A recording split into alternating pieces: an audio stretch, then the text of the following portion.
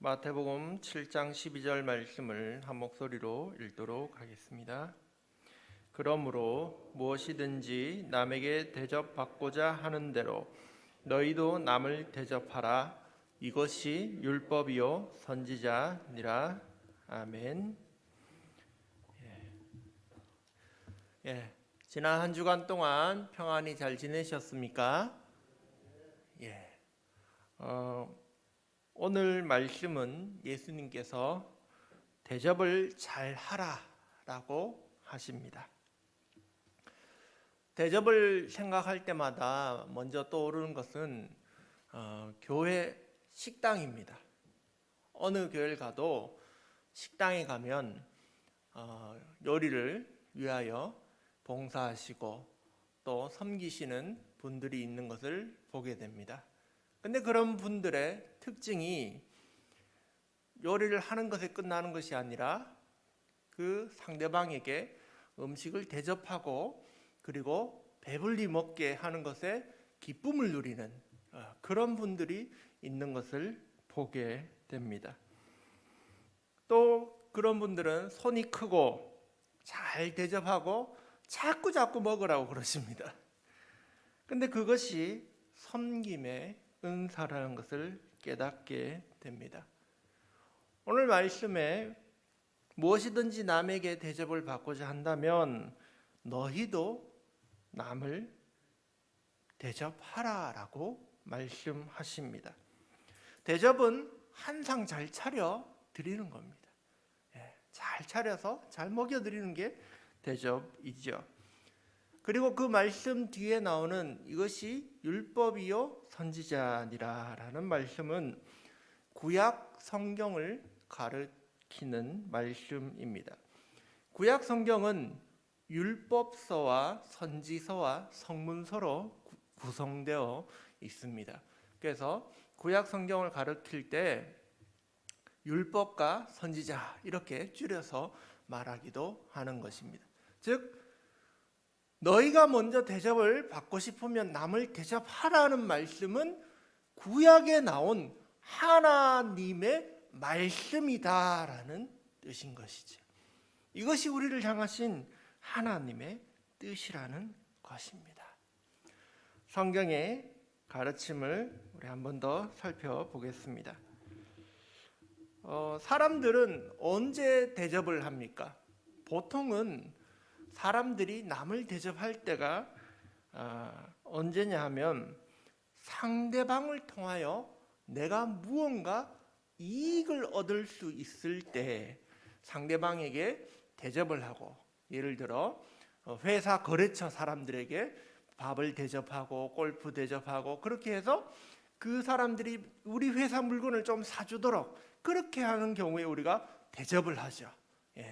즉 남이 나에게 뭔가를 줄 수 있는 그런 유익이 될 때 대접을 하는 것이 일반적인 세상의 그런 모습입니다.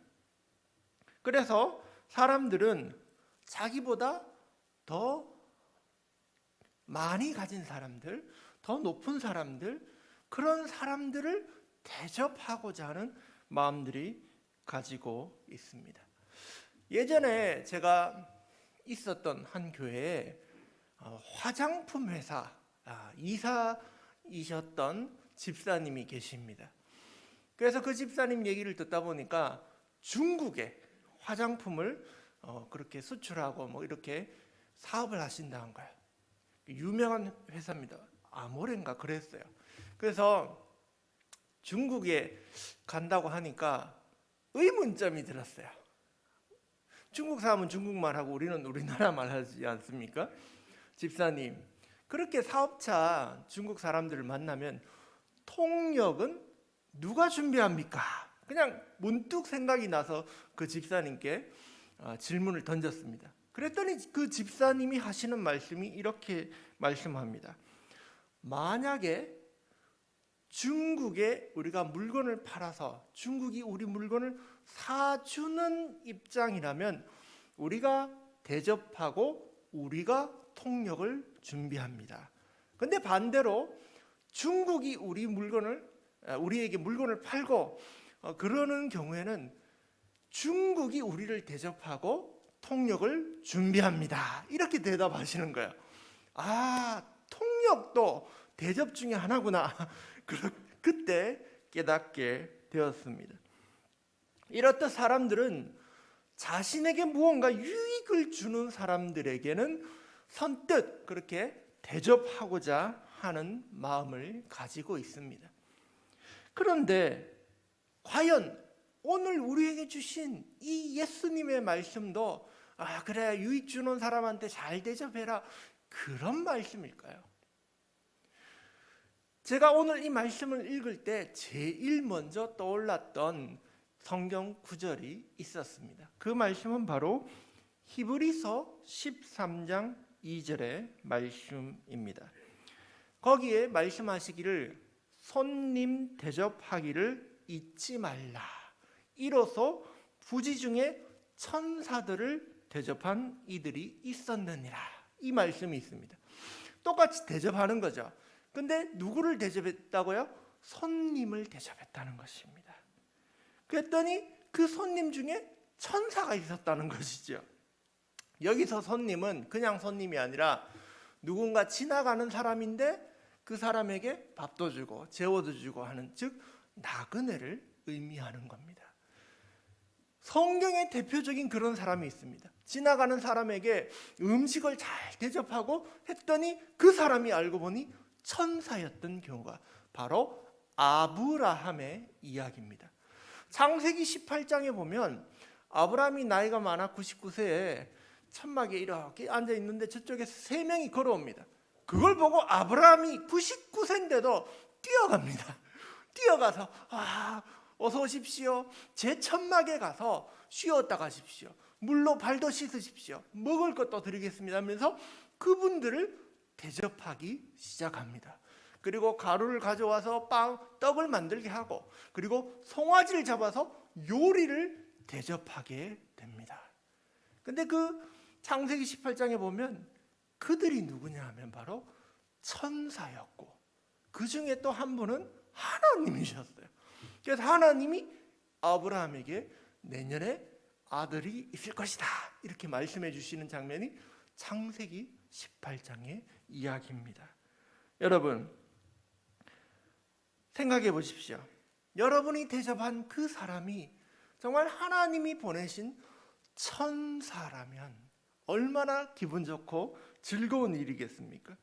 우리가 살다가 정말 천사라도 한번 만나게 된다면 기쁘고 감격스러운 일이지 않겠습니까? 이야, 내가 천사를 다 만나보네, 이런 말을 하지 않겠습니까? 우리가 즉 지나가는 나에게 갚을 것 없어 보이는 그런 사람을 대접할 때에 하나님은 그 중에 천사를 보내주신다는 것입니다. 이 말씀을 통해서 우리들은 우리가 얼마나 하나님을 사랑하고 하나님의 말씀을 잘 지키는지를 알 수 있게 됩니다. 하나님을 사랑하면 하나님의 말씀을 지키겠죠. 근데 오늘 주신 말씀이 남을 대접하라, 손님을 대접하라지 않습니까? 즉 이웃을 대접하라는 것인데, 내게 유익이 없더라도 내가 그 말씀을 따라서 남을 대접했다면 하나님이 생각하시기에 이야, 나의 말을 잘 듣고 따라하는구나 라고 하나님이 말씀을 잘 듣는다고 기뻐하실 것입니다. 그런데 거기다가 대접했더니 심지어 그분이 천사 혹은 하나님이시라면 우리는 하나님을 사랑하다가 남을 대접했을 뿐인데 진짜 하나님을 대접하는 그런 영광을 누릴 수도 있게 된다는 것입니다. 제가 대학교 2학년 때 일이었습니다. 대학교 2학년 때 모교회에서 청년부에서 수련회를 가졌습니다. 수련회를 가지는데 이쪽에 그 구룡포의 해수욕장으로 수련회를 간다고 그렇게 이제 광고가 나가고 그 교회 담벼락에 현수막이 붙은 거예요. 뭐 몇 월 며칠 청년부 수련회 뭐 주제 뭐 이런 식으로 해서 딱 붙어 있었는데, 그날 수련회를 가려고 하는 바로 그날 한 아저씨가 찾아왔습니다. 수련회 간다고 청년들이 막 이렇게 짐 싸들고 왔을 거 아닙니까? 근데 한 아저씨가 뭐 짐 싸든 것도 아니고 무슨 서류 가방 비슷한 거 들고 그냥 약간 좀 별로 안 깨끗한 듯한 옷을 입고 와서 여기 수련회 간다고 해서 참석하러 왔다는 거예요. 깜짝 놀라죠. 근데 그걸 보고 어떤 생각이 들었냐면 돌려보내지 않고 잘 대접하면 천사를 만날 수 있을까? 그런 생각이 들었습니다. 그래서 제가 예 알겠습니다. 예 이쪽 오시죠 해서 그분과 함께 2박 3일을 구룡포에 있는 교회로 시골 교회로 그렇게 수련회를 떠났습니다. 어떤 일이 있었냐면 이분은 옷이 한 벌밖에 없었어요. 그때 한 벌밖에 없는데 문제가 생겼습니다. 이튿날 그분의 바지가 찢어졌어요. 그 바지 끝에가 찢어진 것도 아니고 가랑이가 찢어졌어요. 그래서 교회 구석에서 청년 한둘과 함께 그분의 옷을 수선해 드리려고 하니까 마침 옷핀이 있었어요. 옷핀이 있어서 그 벗은 바지를 그 가랑이를 이걸 딱 모으고 옷핀을 이렇게 딱 하는데 잘 안 되더라고요. 이게 뭐 천을 더 떼야 되는데 천 없이 그냥 막 이렇게 당겨서 하려니까 힘들어요. 근데 더 힘든 거는 냄새가 나요. 예, 찌린내가 나는 거예요. 그래서 그걸 다 참으면서 제가 이렇게 생각했습니다. 야, 잘 대접하면 천사를 대접한다는데 좀 참아보자. 그래서 옷핀을 딱 해서 수선을 해서 입으시라고 그렇게 드렸어요. 그리고 쉬고 있는데 좀 이따가 이제 뭐 프로그램 하다 중간중간 쉬지 않습니까? 그 쉬는 시간에 이분이 저희 그 대학교 친구들하고 피아노 앞에서 찬송가를 부르시는 거예요. 근데 깜짝 놀랐습니다. 천사의 목소리 같은 거예요. 찬양을 부르는데 얼마나 아름다운지 그걸 보고 제가 생각했습니다. 이야, 다행이다. 내가 천사를 박대하지 않았구나. 그런 생각이 들었습니다. 여러분, 오늘 말씀에 무엇이든지 남에게 대접하고자 하면 너희도 남을 대접하라 이렇게 말씀하십니다. 여러분, 이 말씀 중에서 대접은 남에게 잘 차려주는 거고 잘 대해주는 건데 한 가지 또 다른 의문이 생겼습니다. 그것은 뭐냐 하면 그러면 남은 누구일까라는 생각이 들었습니다.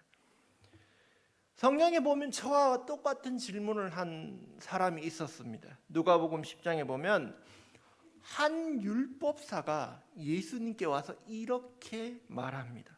선생님, 영생을 얻으려면 무엇을 해야 됩니까? 그러자 예수님이 그 사람이 율법사인 것을 아시고 이렇게 말씀하십니다. 율법에는 무엇이라고 기록되어 있느냐? 그랬더니 율법사는 당당하게 말하죠. 내 마음을 다하고 목숨을 다하고 뜻을 다하고 힘을 다하여 주 너의 하나님을 사랑하고 내 이웃을 내 자신과 같이 사랑하라고 하셨습니다. 그래, 옳다. 이제 가서 행해라.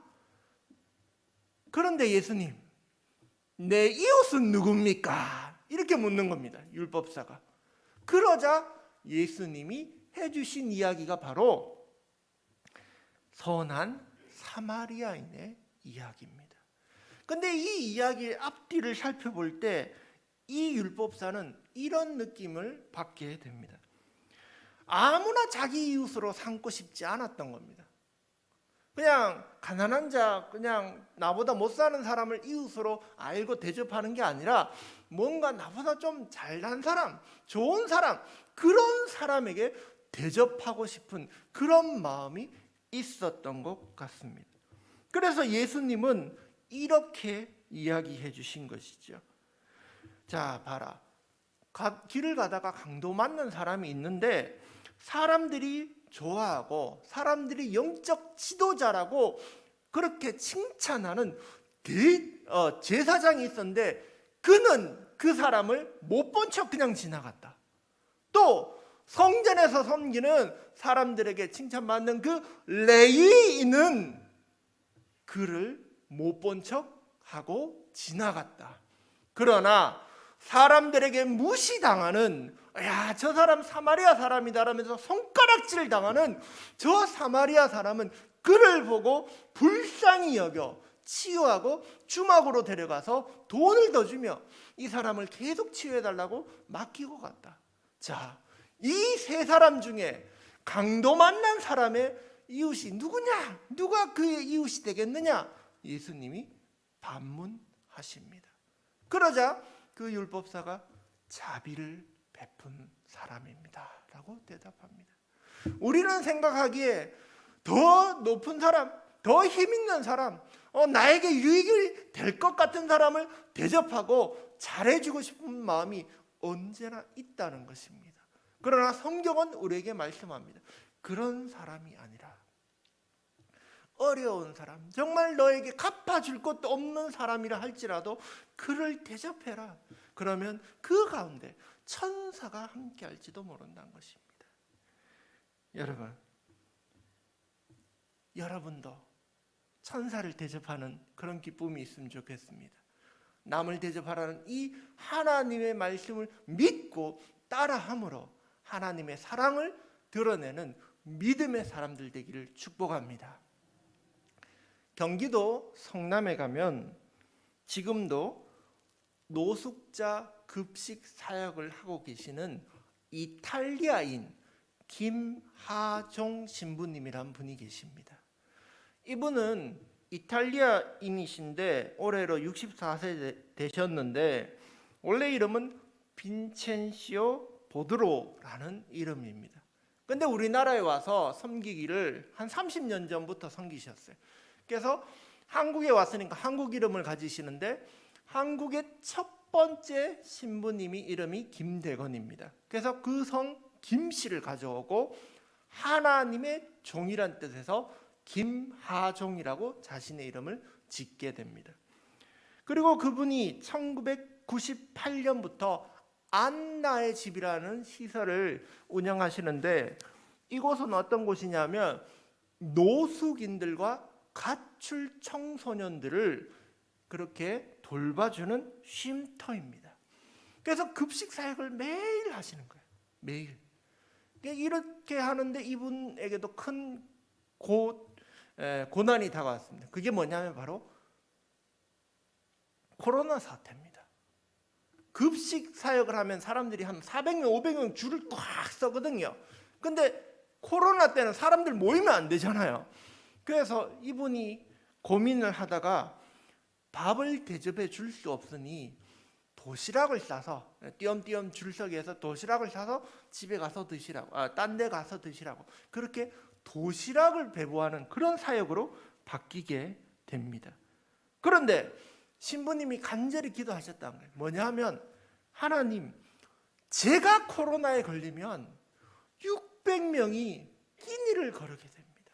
하나님 제발 코로나에 안 걸리게 해주세요 라고 그렇게 간절히 기도하셨다는 거예요.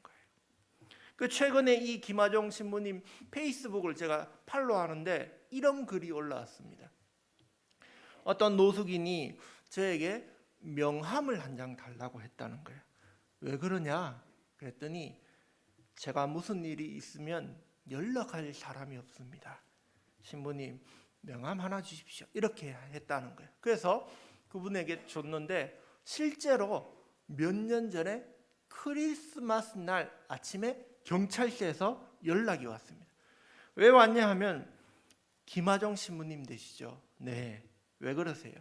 지금 어느 병원으로 오시겠어요?